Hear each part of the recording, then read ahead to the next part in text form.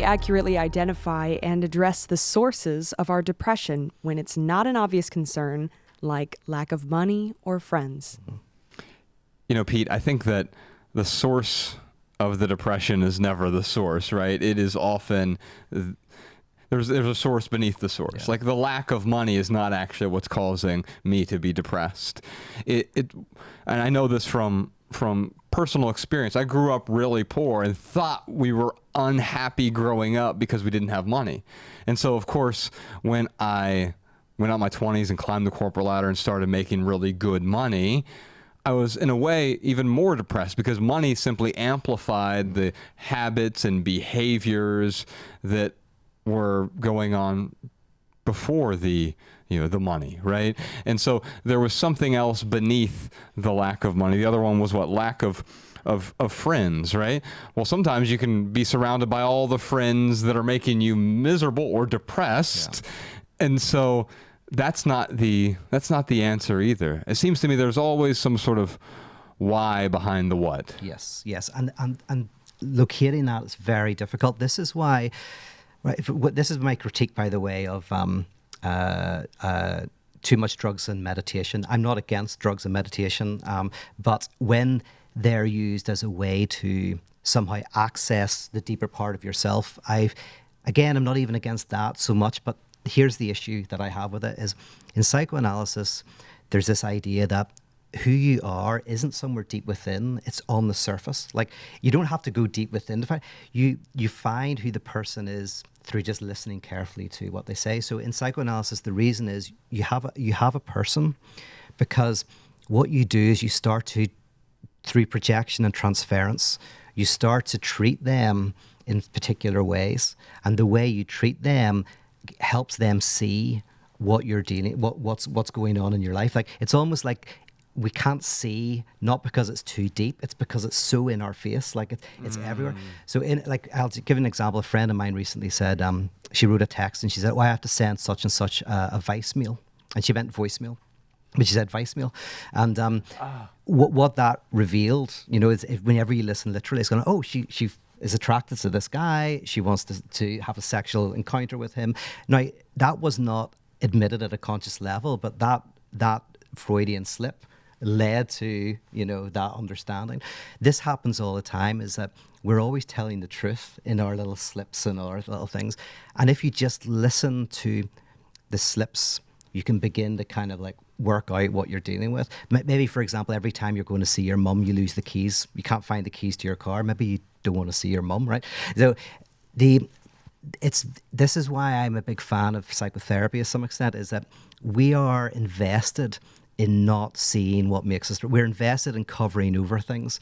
So it requires a real sensitivity to either having someone who feeds back what we are to ourselves and helps us see this, or if you don't have that, you just keep a really close eye on your dreams and on your symptoms and on what you do and don't do. And you can begin like Columbo. I'm a big fan of Columbo. Like, you're a detective to yourself. You have to be a detective to yourself. Like, the crime is being committed and there are all of these little hints at what the issue is. And you have to be Columbo and you have to walk in and go, okay, right, I love my brother, but I had this real dream where my brother died. Like, well, it's your dream, like, so you drowned him. So maybe I've got an issue with my brother. Oh, that's weird. I didn't think I had an issue with my brother, but I did dream he drowned. So again, you're listening to things. Or an example of, I had to meet a friend and went to the wrong coffee shop with a different name. And I realized once I got there, oh yeah, I know that other coffee shop. Why did I go to this coffee shop half an hour away, right? Oh, I don't want to see him. And I've got, right. So you listen. Why did I forget to see my kids? Oh, is it because, like, I love my kids, but I didn't go and see them. So because I forgot. Maybe it's because I want my kids to hate me because I hate myself. The truth is always operating around you. And when you talk about dreams, it can be literal dreams, but also, like, what do you fantasize about? What do you daydream about? What are your desires, both conscious and unconscious? And where do they emanate from? Because what you're really talking about here is getting to the bottom of that. Now, as you said, some sort of expert can sort of hold up a mirror. And it's not about going to a therapist, because quite often what do? We go there and say, all right, give me the prescription. Yep. Either literally, if we go to a doctor, fix me right now. I can't sleep. I need the pill to sleep.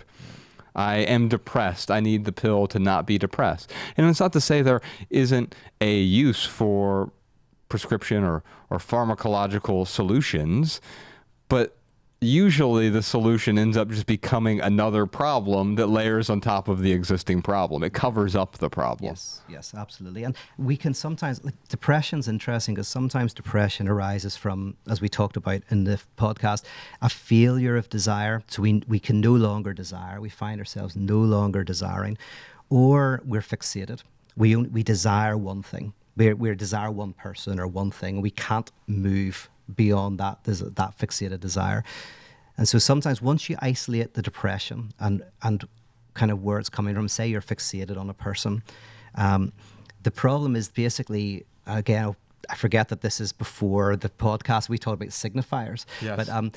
But the signifying chain is stopped. Whenever you're fixated on someone stands in for the thing. They are the real thing that will fix everything and be everything. Yes. And we have to kind of very slowly realize that they're not.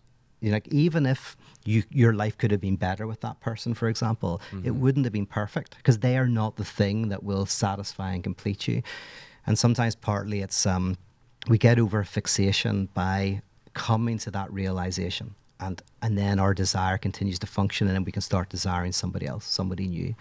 So, but yeah, depression is usually a function of a failure of desire. Either desire is stopped pretty much, or it's fixated, it's stuck on something. And yeah, and we all, I think, at different times experience that to some extent. For sure. Yeah. And we may stop desiring and feel like there's something wrong with me, or we may desire something that is impossible based on, we've set up some story that we tell ourselves, some expectation that we have established, and it's leading us to misery and eventually spiraling out of control, and no wonder we're depressed. And you mentioned other people, they become the objects of our desire. And yes, while your life may have been better if you had been with that person or you had gotten that job, the only reason it would be better is because I've told myself the story that now my life is better, right? It's the same with your life is worse but by the people you surround yourself with. No, not really. No one really has the power to upset you.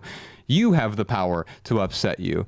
Although it feels as though we've set up this strange superpower with all of our friends and family and loved ones and neighbors and even perfect strangers on the street. One little cavil from someone can send us into a spiral of depression because of the expectation of, I need their respect, I need their appreciation, I need them to think of me in this particular light. Yep. And if they don't, then the story I'm going to tell myself is, well, my life would be better if they would. And the great thing is, which is your life by definition wouldn't be better with that person for one reason, that because they've become a fantasized object, an ideal. So I had a great experiment that was playing out in reality for me. Is I had two friends, one who was obsessed with this person, and they were both obsessed with somebody.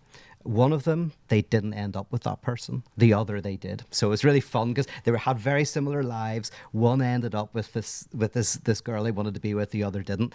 And what was and both were tragic at first, right? So the person who didn't, they had to get over their fixation, and so with a psychoanalysis. And the person who did, they ended up just fighting. It was so destructive. And actually, that was even worse because both of them, this was the object that would bring satisfaction and completeness. So either you're between a rock and a hard place, you're unhappy because you don't get it, or you're unhappy because you do. But both of them had to learn that there is nothing that stops up all desire, and actually getting the thing can often be the worst of the two. Because it eliminates the desire, the very thing that made you feel alive. And so getting everything you ever wanted is often the biggest cause of depression. Yes. Or everything you thought you wanted, because it turns out often that everything you ever wanted isn't actually what you wanted at all. Yeah. Did you enjoy this video? If so, you can listen to full episodes of the Minimalists private podcast available exclusively on Patreon. Visit patreon.com/theminimalists today. Your support keeps our podcast and YouTube channel 100% advertisement free.